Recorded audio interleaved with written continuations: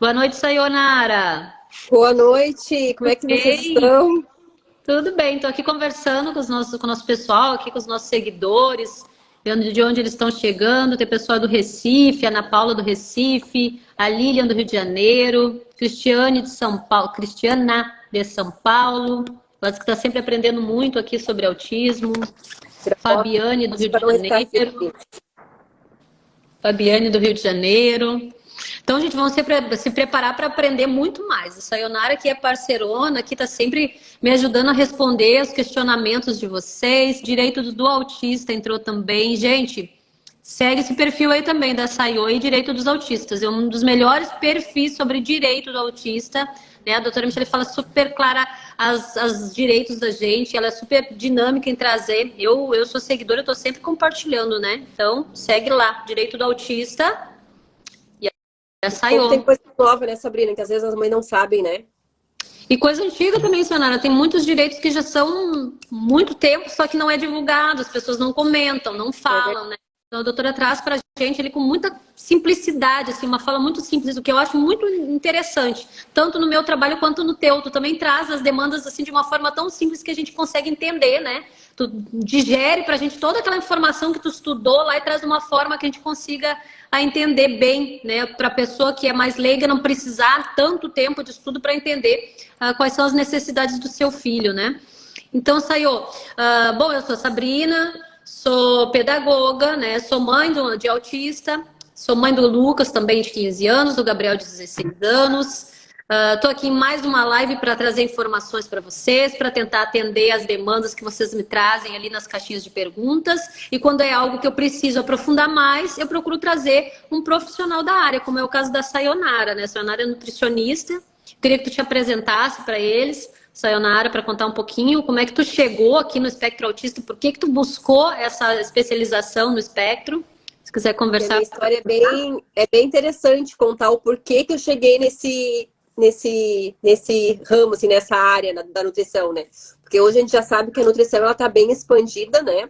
Não é mais vista só para emagrecimento estético. Hoje a nutrição tem a área da bariátrica, nutricionista especializada em doenças patológicas, tem da área do emagrecimento continua, da oncologia, da pediatria. Então é uma área bem Esporte, né? O pessoal do esporte também procura muito. isso, esporte. Então ela é bem, não tem como o nutricionista querer abraçar todas as causas, porque não tem. Por exemplo, eu iniciei a faculdade, né, com a ideia de trabalhar com nutrição oncológica. Porque meu pai teve câncer, né? Eu perdi o pai em 2020 pelo câncer. E estudei por 3 anos, durante a faculdade, tudo sobre oncologia. Fiz vários cursos, tudo. No meu último estágio, que foi o estágio de UAN, eu fiz o estágio nas escolas municipais aqui de Sapucaí do Sul, né? Eu tinha 11 escolas. As minhas supervisoras do estágio da época são maravilhosas, as nutricionistas do estado se preocupam demais com as crianças. Eu achei aquilo maravilhoso. E eu, como eu ficava na parte lá da cozinha, cuidando das manipuladoras, né, os manejos e coisa, eu ficava também no refeitório. E eu via a grande quantidade de crianças com seletividade alimentar que eu não tinha nem ideia disso, dessa quantidade de crianças que precisavam de um acompanhamento, que precisavam de ajuda. E eu levava para minhas supervisoras as ideias que eu tinha para tentar ajudar essas crianças. E foi aí uma paixão tão grande que no meu último ano de faculdade, eu praticamente, tudo que eu investi na oncologia, ficou como conhecimento. Eu não digo que foi jogado fora, porque ficou Não, como não. Conhecimento conhecimento. nunca é jogado fora, né? Essa aí, o conhecimento é sempre algo que a gente carrega, que ninguém pode tirar de ti, né? Algo que te pertence para sempre agora, algo que tu pode sempre usar em qualquer Aí momento, né? até então, eu pensei em trabalhar na pediatria. Só que eu tenho também 2 sobrinhos que são autistas.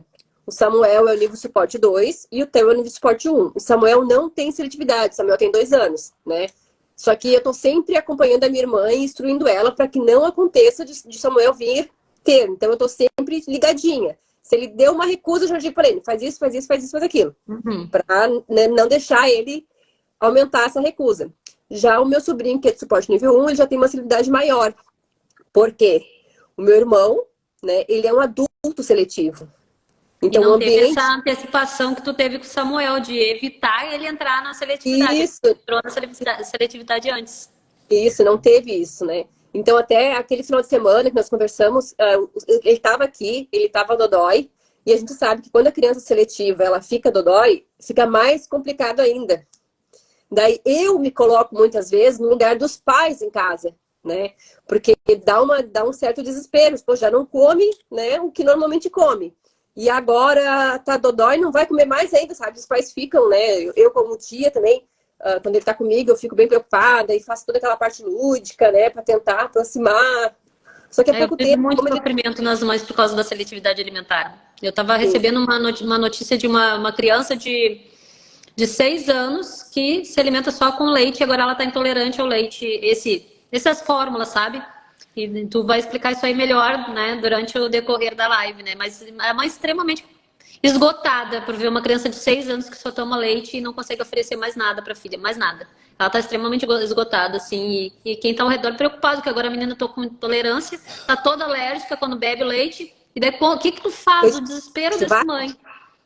Leite de fórmula, aquelas fórmulas. fórmula É. Ela tá com 5 ou 6 anos, se eu não me engano. É Só na grandinha. fórmula, grandinha. A mãe ela vai ter que substituir aos poucos esse leite por um leite de outro, vamos supor, leite vegetal, alguma coisa assim. Ela vai ter que substituir. Eu tenho um caso, Sabrina, que come só mingau. Quer dizer, comia só mingau, né? E só mingau de aveia. Aí a gente foi trabalhando, hoje ele come mingau de aveia com farinha de arroz, porque eu quero fazer aproximação dele com arroz, para depois chegar no arroz mesmo normal, né? Hoje ele já come panqueca. Ai, que maravilha, olha só que maravilha. Quem tem filho seletivo sabe o quanto isso é maravilhoso, porque é uma dor muito grande. E tu vê vê o teu filho e não come nada, e eu vejo as mães tendo esse sofrimento intenso, assim, de meu filho não come, não adianta. Eu até desconfiei de uma esofagite, de alguma outra coisa que essa criança pudesse ter, sabe? Mas eu vi que algumas outras coisas, sim, ele aceita, então a gente está trabalhando ainda, na verdade, né? Eu pedi para essa mãe encaminhei ela para procurar outro profissional de saúde, uma fono, uma gastro, porque eu acho que nunca é demais investigar outras possibilidades, né? Melhor a gente descartar alguma coisa. Não, ele não tem, então tá, então é comportamental, vamos tentar, é sensorial, alguma coisa assim, né? Vamos devagar tentar trabalhar isso. Mas às vezes pode ser, a gente vai ficar ali na terapia, tentando, e a criança ter um problema de uma esofagite ou alguma outra coisa. Mas sempre tem que se preocupar com a causa biológica que também pode estar causando, né? Sim, a gente tem que ver isso aí também, né? Não ficar só na parte na terapia. Em muitos casos também, vamos supor, se a mãe tem que escolher ou faz a nutrição ou vai na gastro, porque também a gente sabe, né, Sabrina, que é tudo muito caro. E nem sempre conseguem pelo SUS, mas demora muito. E a gente sabe que na seletividade alimentar a gente não pode esperar. A gente tem que ser uma coisa meio rápida, né? Olha só, eu já emendei outro assunto, né? Tava me apresentando e já emendei. Né? Começa a surgir as perguntas, a live é assim, né? Começa a surgir os questionamentos, as perguntas, a gente já vai respondendo. Aí, voltando lá atrás, então... Apresentação, onde tu chegou. Então, como eu disse, eu convivo, né, com crianças autistas da minha família, né, que tem essa parte da alimentação. Então, assim, eu vou investir. Eu terminei a faculdade, já engatei, não uma, mas 4 pós. Que daí eu tô fazendo uma que é bem voltada para terapia alimentar na seletividade alimentar para autista e crianças com TDAH, não só com TEA. Eu faço também materno-infantil, faço também nutrição funcional e obesidade na pediatria. Faço essas 4. Porque crianças com seletividade alimentar nem sempre são magras. Que as pessoas acham que crianças com seletividade alimentar são magras. Magra. Né? Emagreceu ou coisa assim, não. Existe criança seletividade alimentar com obesidade. Justamente pelo alimento que é... Justamente pelo tipo de alimento que essa criança come. Que ela aceita. E muitas vezes eles só aceitam alimentos processados.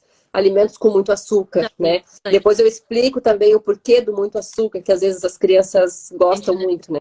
Tem a ver com o intestino. Assim, me conta um pouquinho assim, como que a gente pode identificar se a criança é seletiva ou ela só tem preferências, né? Porque tem muito essa dúvida.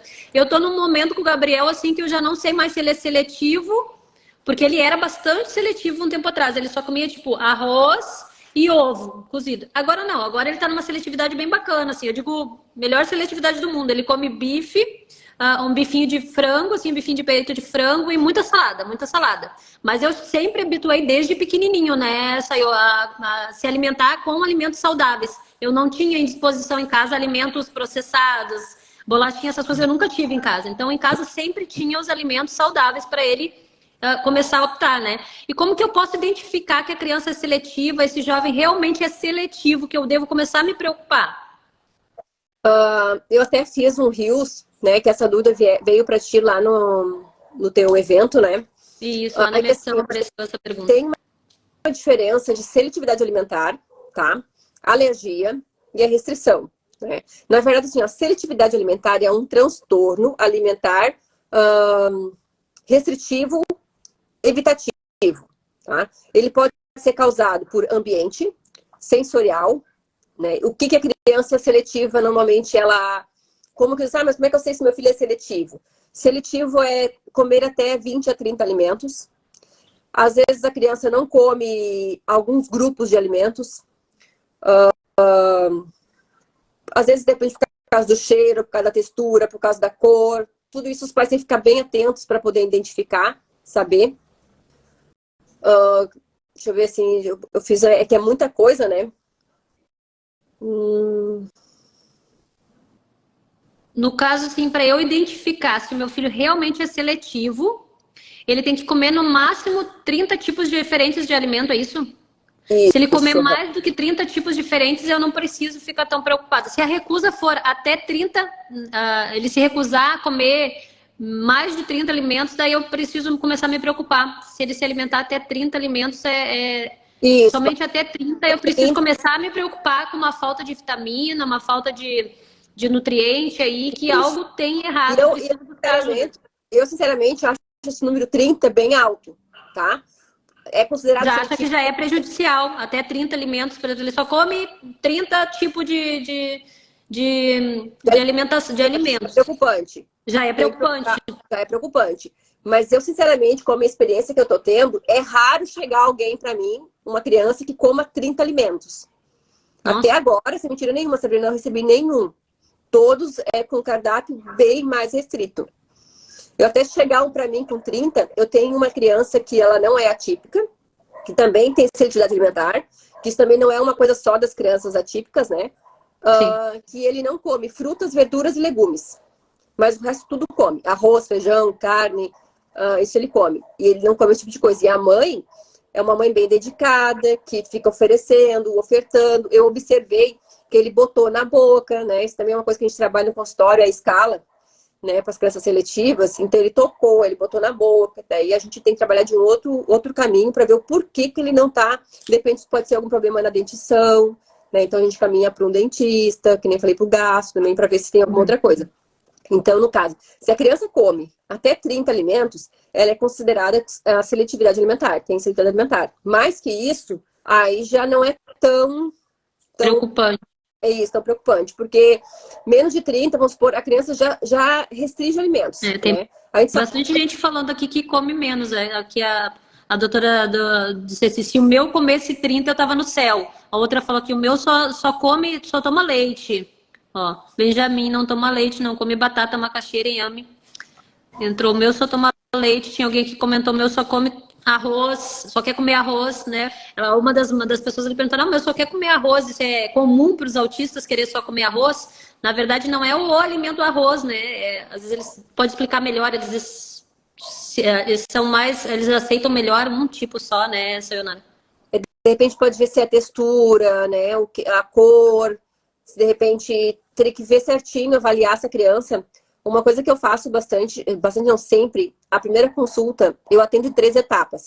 A primeira etapa eu converso com os pais, eu mando uma anamnese online para me conhecer um pouco a criança, né, da rotina da criança, depois chamo os pais, converso com eles, para tentar conhecer mais a criança. Normalmente eu gosto de fazer isso quando as criancinhas são maiores, sem as crianças, para não dar o desconforto para elas, e a gente está falando delas na frente delas, sabe? Eu não gosto, é uma coisa minha, tá? Eu não gosto que a criança esteja junto.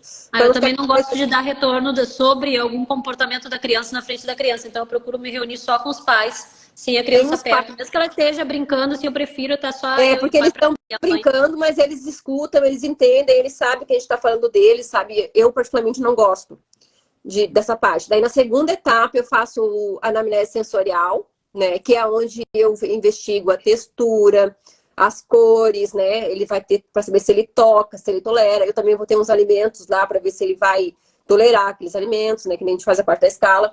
Aí depois do teste, eu coloco no papel, né? E vejo e chamo os pais novamente. De novo, sem a criança. Olha, eu percebi isso, isso, isso. Eu acho que a gente tem que trabalhar de tal etapa para a criança. Que nem se a criança come só arroz. Eu vou trabalhar outros alimentos para ver o porquê que ele não tolera outros alimentos. Né? Vai fazer tipo umas testagens, vai fazendo umas testagens. Porque essa questão da nutricionista na seletividade é muito nova, senhora. Eu tô há 14 anos, para nós pais é novidade. Eu tô há 14 anos e eu fui descobrir que a seletividade alimentar poderia ser tratada por uma nutricionista especialista há 2, 3 anos. E esses 2, 3 anos eu estava procurando uma nutricionista especialista e a gente não encontra.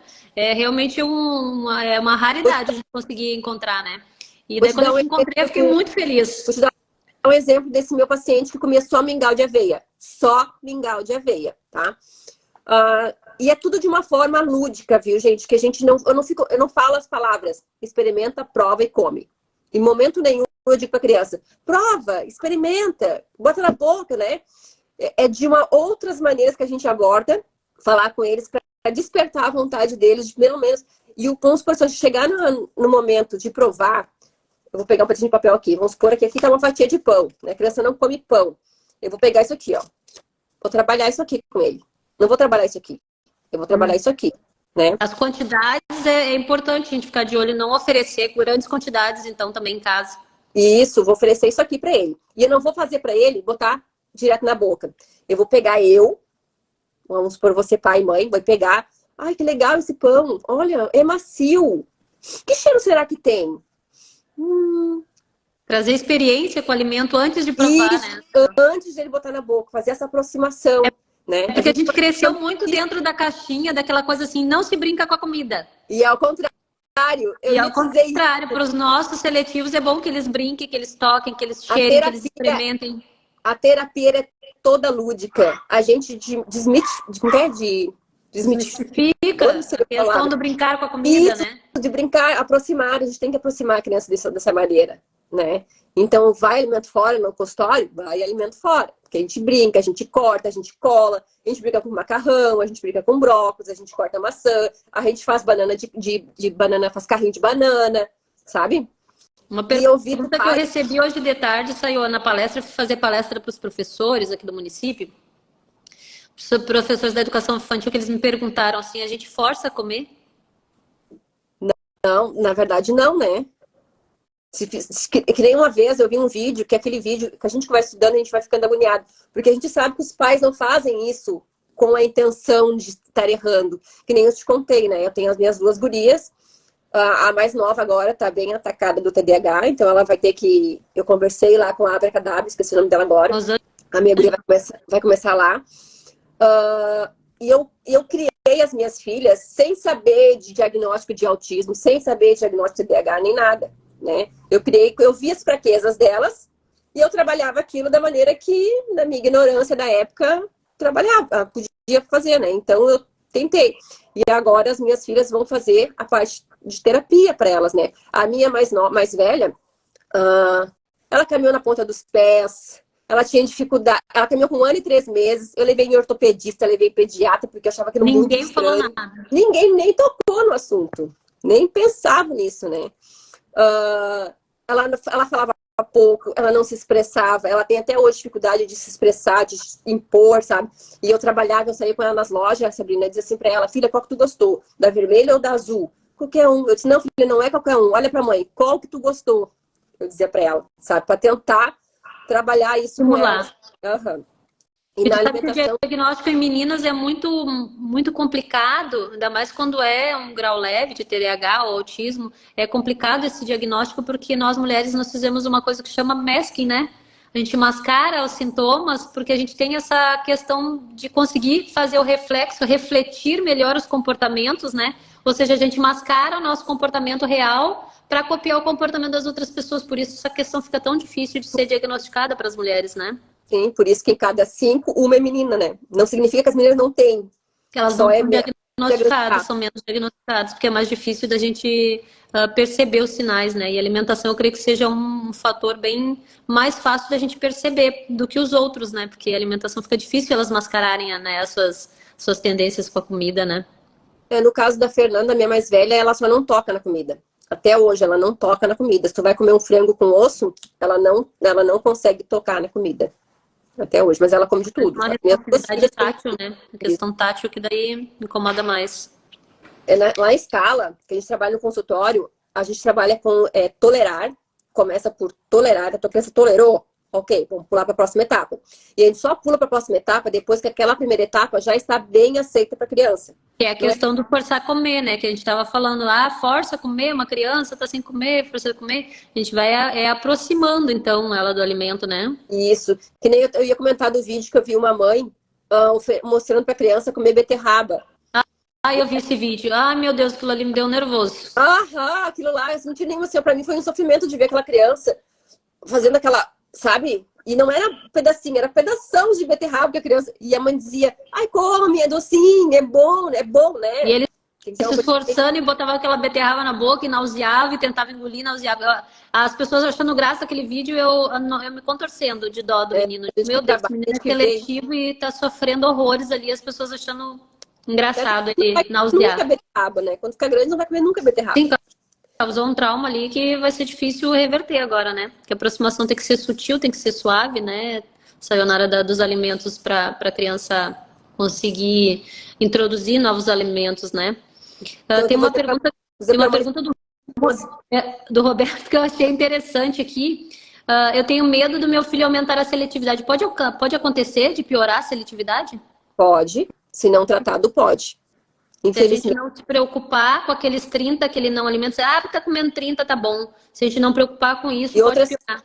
Ele pode ficar mais seletivo. Pode piorar. E assim, ó, não sei qual é o pai que fez a pergunta, né, que eu não vi aqui na... Assim, ó, gente, eu aconselho vocês, já não precisa ser a mim, mas pode ser qualquer outro nutricionista que vocês confiem, que trabalhe com seletividade alimentar, que saiba sobre seletividade alimentar. Porque assim, ó, a gente pede alguns exames também, porque às vezes algumas deficiências também pioram o quadro da seletividade alimentar. Por exemplo, o zinco. Crianças com TEA têm uma grande possibilidade de ter uma deficiência em zinco. E a deficiência em zinco, ela muda o paladar. Então, a criança que é seletiva, ela vai ficar mais seletiva ainda. E se ela está com uma deficiência pequena, a gente consegue ajustar e melhorar isso. Isso é só um dos exemplos, tá? Porque tem outros também que também mexe com a parte da seletividade alimentar, mexe com o paladar.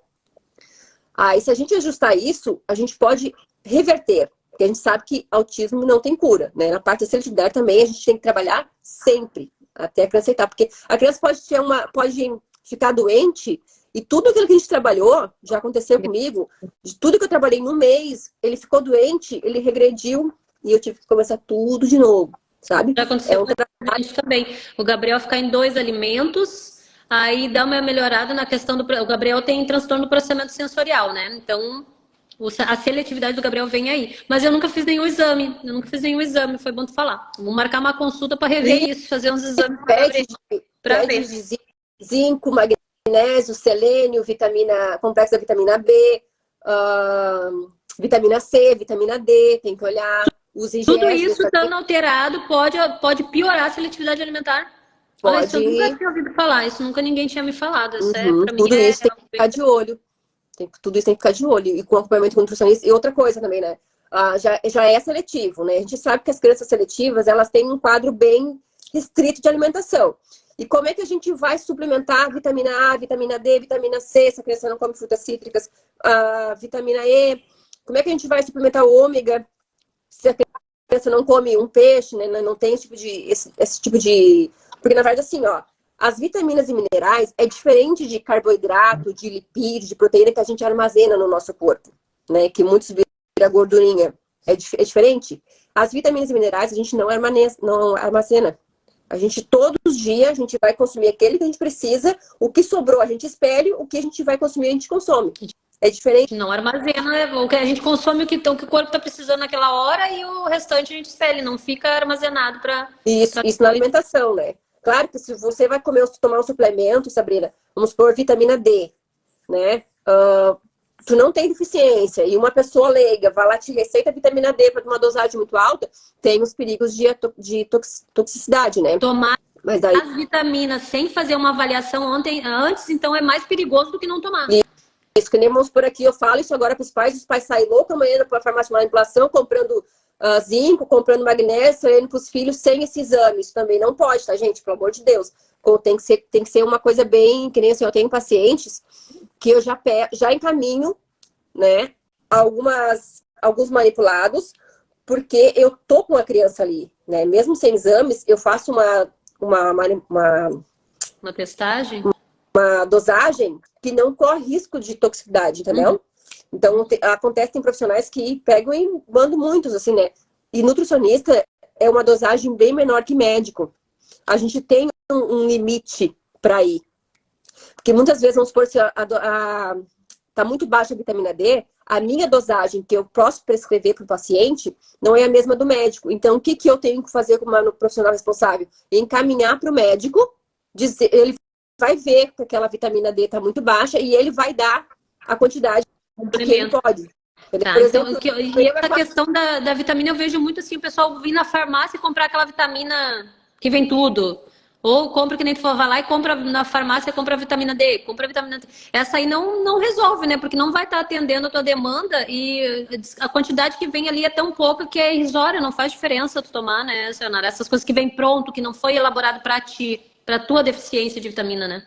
Esses dias eu recebi de uma mãe, que ela mandou pra mim, que eu adoro quando fazem isso. Ela me mandou e disse assim, Sayonara, o que tu acha desse aqui que a pediatra pediu pra me dar? Eu disse assim, olha, daí eu avaliei, né, o que tinha lá de miligramas, de UI, das coisas que tinha, e disse assim, olha, eu acho que tu vai botar dinheiro fora. Porque de 5 tinha 2,5. É muito baixo. Não ia, no caso, já tem 2,5, que é muito baixo. Aí a criança vai consumir, aquilo ali não vai absorver todos os 2,5, entendeu? Já então, não vai absorver todos os 2,5, porque ele vai eliminar um pouco. Então vai ser praticamente nada. E outra coisa, se a criança tem um intestino permeável, ela também não vai absorver essas vitaminas e minerais. Então tá rasgando rasgando dinheiro ainda. Então eu acho que tem que cuidar, nem sempre que tá pronto. Até ela me mandou uns leite, umas coisas, né? Porque eu tô tentando mudar a dieta dele. Mandou os leite, eu me surpreendi com coisa no mercado, porque tem muita coisa nova também, que o pessoal tá investindo em suplemento, coisa assim. E tem coisas boas, e eu não conheço tudo, né? Por isso que eu gosto de me nunca vai conhecer tudo, né? A gente vai estar sempre conhecendo coisas novas, aprendendo coisas novas. E os pais estão sempre atrás, né? Os pais, olha, eles vêm ligadinhos, eles vêm sabendo, mostrando coisa nova pra gente o tempo todo. E a gente mesmo estudando, assim, opa, peraí, isso aqui eu não vi ainda. Vai lá e pesquisa, estude sobre aquilo. É uma vida constante de estudos, né? Outra pergunta que veio interessante hoje para mim na palestra foi assim, a professora, aqui tem até uma mãe, a Cris Berli, tá falando assim, a professora insiste para o meu filho comer. Sinto dor dele falando que faz esforço para comer para agradar ela. Come um pedaço de maçã. Daí vem na questão, na escola, às vezes os pais não sabem, mas a adaptação alimentar também é adaptação curricular. A criança tem direito, aqui a doutora está aqui ainda, a doutora Michele, eu acho do direito do autista. Quando a gente fala em currículo, né, lá nas leis de diretrizes e bases da educação, ali diz que a gente tem que adaptar de todas as formas para a criança conseguir ir para a escola. E a alimentação é uma delas. Ela pode ter alimentação adaptada também na escola, né? Porque às vezes eles querem que coma só, né, o que a nutricionista lá da escola deu, até porque, né, por segurança, mas pode vir sim uma adaptação para a alimentação dessa criança conforme ela consegue administrar esse alimento, né, Sayonara? Outra coisa, a doutora pode afirmar para a gente aqui, porque eu soube há pouco tempo agora que as mães têm direito até levar alimento. Vamos supor que se a escola tem o cardápio, né? E ele não come aquele cardápio. Por exemplo, nas escolas que eu ia, todos os dias era um cardápio diferente. E tinha criança que não comia aquele tipo de cardápio. Os pais podem levar, né? Ela me corrija se eu estiver errada, podem levar o alimento da criança. Tem casos até aqui no município que na hora da comida a mãe acompanhava a criança para comer. Tinha casos que a mãe buscava a criança. Eu já vi muitos casos das mães ter que buscar a criança para alimentar em casa ou nem volta para a escola no horário da alimentação, né? Porque isso também é um trabalho que deve ser feito com bastante cuidado, Sabrina, porque às vezes o local, o refeitório da criança, o refeitório da escola, ele é um lugar barulhento, com muita criança, né? Isso também pode ser um empecilho para a criança se aproximar daquele momento. E que nem a gente conversou aquele dia, a inclusão, ela deve existir. Só que tem que ter muito cuidado a inclusão com crianças autistas, porque não é a mesma coisa de uma criança típica. a inclusão. Tem que ter essa parte, esse cuidado da parte sensorial, né? Uma coisa aqui que a Michelle botou, quando meu filho, e quando o filho não sente fome, né? Eu achei, até deixei aqui porque eu achei bem interessante essa questão dela. Porque é um pensamento também antigo nosso, assim, ó, ele não come, deixa ele sentir fome. Quando ele sentir fome, ele vai comer. E se não sente fome, que nem o filho da Michelle, faz como? Isso, é isso mesmo. Eu até deixei aqui, né, no comentário dela, procurei, porque eu vi quando passou rápido aqui, eu vou deixar porque eu não posso esquecer, eu quero comentar sobre isso. É muito se vê ainda falar, né? Deixa eu ficar com fome, que quando tiver fome vai comer. Eu vi isso no final de semana, né? Aí eu pensei, daí eu disse assim, gente, crianças com seletividade alimentar é sensorial, né? Ela pode não sentir fome, ela pode começar a ficar irritada, ela pode apresentar outros sintomas que vocês não associam à fome. Mas é a fome, né? Eu vi esses tempos uma criança que os pais sabem certinho a hora de dar comida, o café, o lanche, porque como ele come poucas quantidades, é café, lanche, almoço, lanche de novo, sabe? Então tem várias refeições durante o dia dentro daquilo que ele aceita. Então começa a dar a hora da alimentação dele, ele não para comer. Então a sociedade então se ele não para comer, ele não tá com fome. Não, ele tá com fome. E não pede a comida também, não pede um alimento, não busca um alimento, né? Não procura pelo alimento, né? A gente acha que não tá sentindo fome. Mas às vezes o reflexo pode ser outro, né? Ele pode até entrar numa crise, ficar estressado, irritado, agressivo, e na verdade ele tá sentindo fome, só não sabe que sensação é essa, né? Não sabe buscar o alimento. Aí os pais começam a dar uma colher, caminhando pela casa, dá uma colher, dá outra, daí ele começa a comer, aí ele vai sentar na mesa, sabe?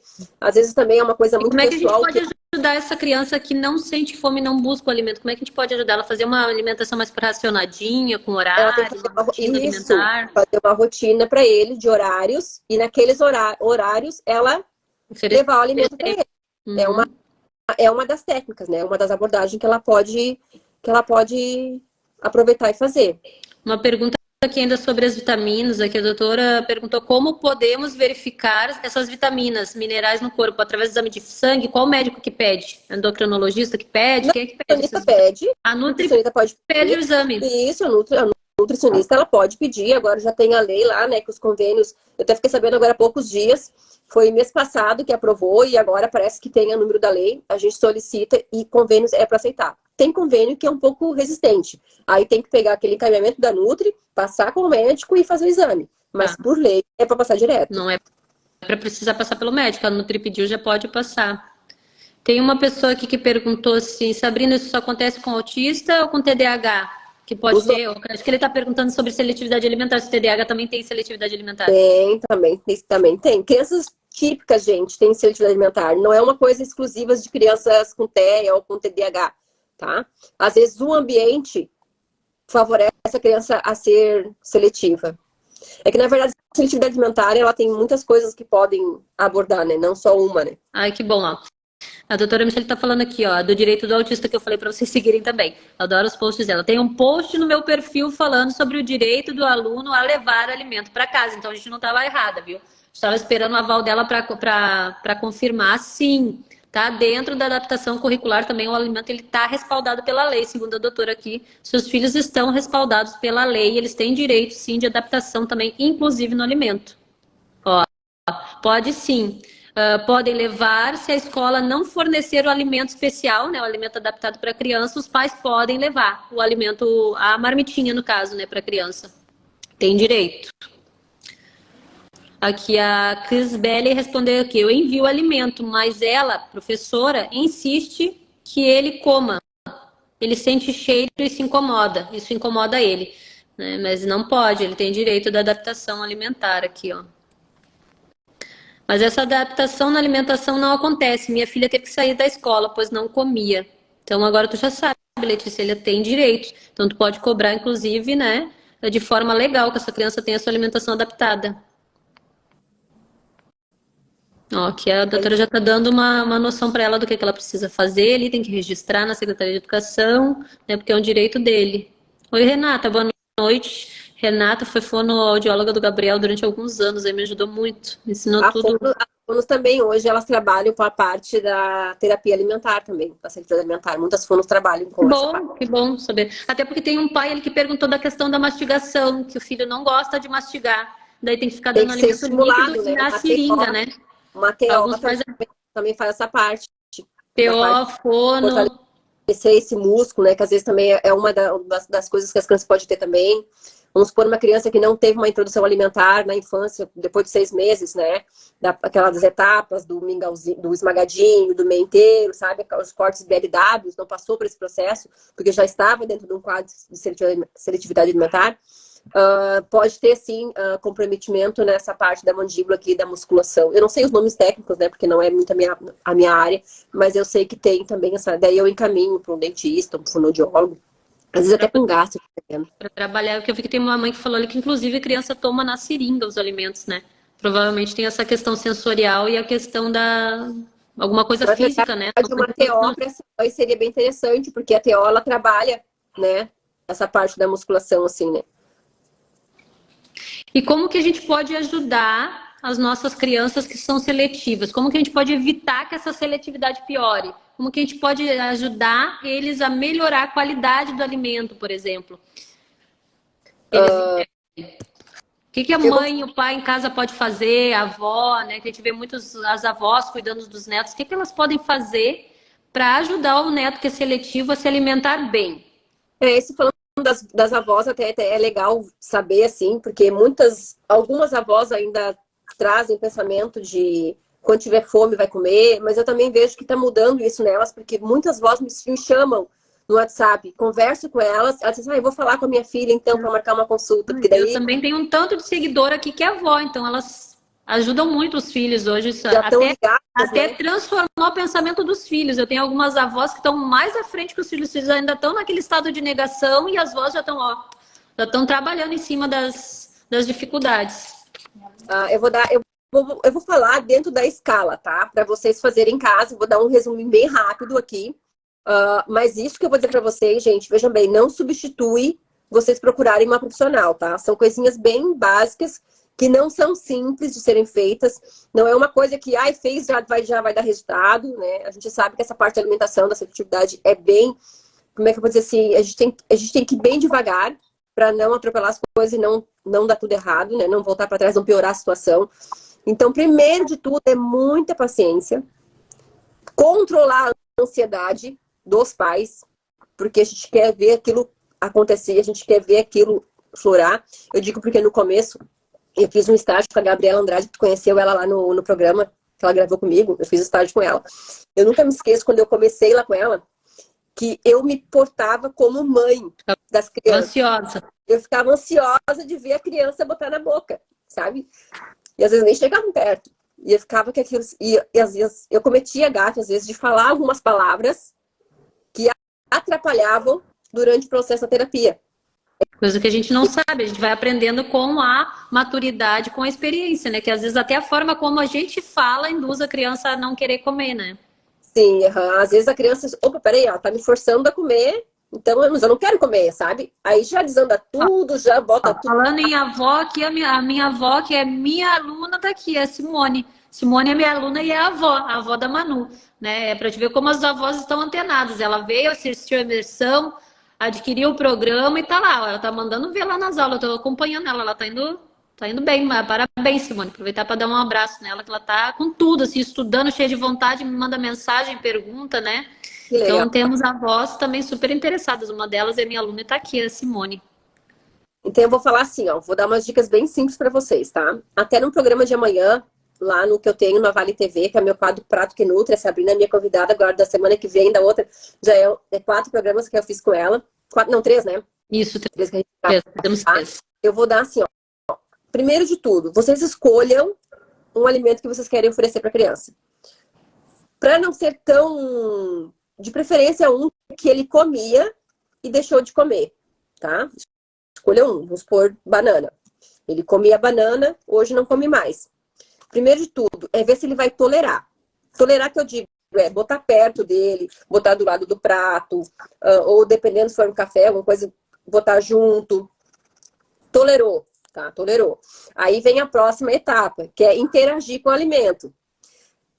é fazer, no momento não mandar a criança comer. Tu vai pegar, vamos interagir com o alimento que é, vamos supor. Ai, filha, a mãe tá comendo com uma banana, ajuda a mãe a descascar a banana.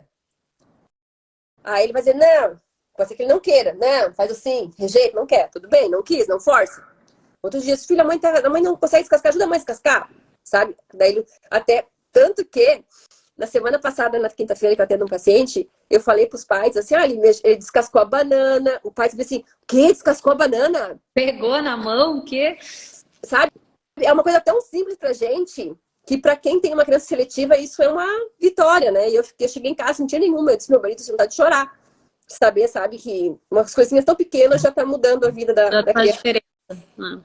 Aí ela pede ajuda para descascar, mas não dá para ela, come você, a banana, né? Faz isso mais de uma vez, não faz só uma vez, já pula para outra etapa. Faz mais de uma vez, até que descascar a banana para ele seja comum, descascar a banana. Então, quer dizer que já... A gente vai aproximando ele do alimento. Já está interagindo com a banana. Desensibilizando ele com o cheiro, com a Aí agora, daí vem o cheiro. Ele tolerou, ele está interagindo com a banana, aí vem o cheiro e o tocar, né? Aí, daí pega tudo assim, tem cheirinho doce. Cheirinho, sabe? Aproximar. Motivar ele de experimentar também, né? De cheirar. De cheirar. Quando ele chegou próximo, assim, que ele cheirou, tudo bem, deixa quieto, não oferece, né? Aí faz isso mais vezes. Até quando for chegar na parte de provar, não ofereça a banana inteira para ele, né? De repente, pega um pedacinho e esmaga, né? Tenta fazer alguma brincadeira, bota o dedo na banana e o dedo na boca, de uma forma lúdica. Ele não precisa enfiar a banana na boca. Ele pode só encostar o dedo e botar na boca, sabe? Até o cheiro pode ser assim também. Pode fazer uma brincadeira, tipo, uma coisa que a gente faz bastante, que eu gosto de fazer com as crianças, é a brincadeira de tipo amarelinha, só que não é amarelinha. De jogar dado e a gente é a peça do do tabuleiro, entendeu?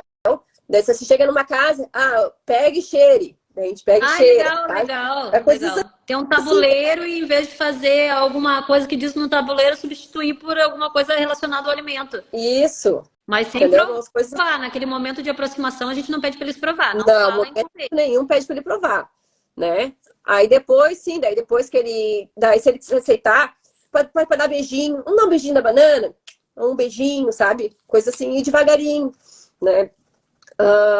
Aí sim, depois de tudo isso, gente, isso são, no consultório, para vocês terem uma ideia, isso são 32 etapas. O que eu estou dizendo para vocês aqui é só um resumo que falando assim parece lindo, maravilhoso. Só que na prática não é simples. Né? Por isso que é um pouco complicado querer ajudar os pais sozinhos, assim, numa live, querer ajudar isso. Então é bem complicado. Ia ter que se aprofundar muito em todas as questões, mas assim, essa questão de não forçar já é algo muito, muito não forçar, relevante. Mas não existir, né, Sabrina? Não forçar, mas sempre aproximar. Uma coisa é mostrar que vocês comam. Vamos supor, né? Não adianta eu querer que o meu filho coma uma fruta, sendo que eu não coma. Fruta também, é o que eu costumo dizer, entendeu? Né? As pessoas me perguntam assim, muito assim, ó. O Gabriel come tão bem verduras e legumes e fruta, como é que tu fez? Eu disse, eu não tinha em casa nem bolacha recheada, nem salgadinho, nem nenhuma desse tipo de alimentos. As coisas que tinham disponíveis em casa eram frutas, legumes e verduras. E a gente comia frutas, legumes e verduras. Então ele cresceu adaptado naquele ambiente. Ele era seletivo, mas ele era seletivo dentro daqueles alimentos saudáveis, porque nós não ofertávamos, nós não tínhamos. E para a gente não ter, a gente não comia também. Né? Não adianta eu não dar para o meu filho e eu comer e ele encontrar, né? Esses alimentos em casa. Então as pessoas me perguntam muito, como que o Gabriel é seletivo e come legume? Isso é porque eu só tinha isso em casa para ofertar, ele só tinha acesso a isso. Ele não tinha acesso a refrigerante, ele só tinha acesso a suco natural. Então ele criou seletividade sim, mas dentro dessas alimentações que não são tão nocivas para a saúde. A gente falou, tem criança que come só salsicha, né? Mas a gente nunca tinha salsicha em casa, então ele não tinha essa opção. Ele acabava indo para outro que tinha uma consistência parecida com o que ele gosta de comer, mas mais saudável. Uma coisa que eu queria comentar também, gente, é que assim, às vezes as crianças elas são muito do açúcar, não por serem realmente do açúcar. Às vezes elas podem estar com algum problema intestinal, com fungos que se alimentam do açúcar e pede, né, para a criança comer mais açúcar. Então, também, por isso que é importante a solicitação de exames, investigar intestino, tratar o intestino de uma criança com TEA, porque quase todas têm algum tipo de sensibilidade no intestino, né? Ou é constipação, ou é diarreia, ou é... como é que é? Agora me fugiu a palavra. Algum problema intestinal, né? Por ter um intestino impermeável, né? Às vezes é um antibiótico, uma É um medicação. outro assunto muito importante para a gente tocar numa outra live, que vai precisar uma live só para ele, para falar do intestino permeável, né? Que é Sim, algo o que intestino eu falando impermeável. bastante hoje. O intestino impermeável ele atrapalha muito até na absorção dos nutrientes. Não adianta a gente suplementar uma criança se ela tem um intestino impermeável também. E isso, o intestino impermeável, ele altera até o comportamento da criança. Elas ficam mais agressivas, mais ansiosas. Então, isso também é bem importante tratar. Certo. E qual que é o médico que pode me ajudar, assim, a fazer esses exames, a entender quais essas questões do intestino? Eu procuro um gastro, ou só a nutricionista mesmo consegue me encaminhar para fazer os exames, para ver quais os tipos de problemas gástricos que ele pode ter, inclusive o intestino permeável, além do profissional da nutricionista, eu preciso procurar algum outro? Eu, particularmente, acho que primeiro a nutricionista ela trabalha na parte até onde ela pode, tá? Então, o que eu aconselho?